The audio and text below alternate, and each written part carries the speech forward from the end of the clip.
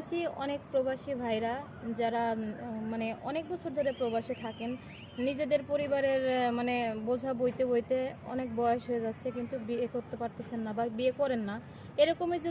এরকমও যদি কোনো বয়স্ক প্রবাসী ভাই থাকেন, সে যদি আমার দায়িত্ব নেন, আলহামদুলিল্লাহ আমি রাজি আছি।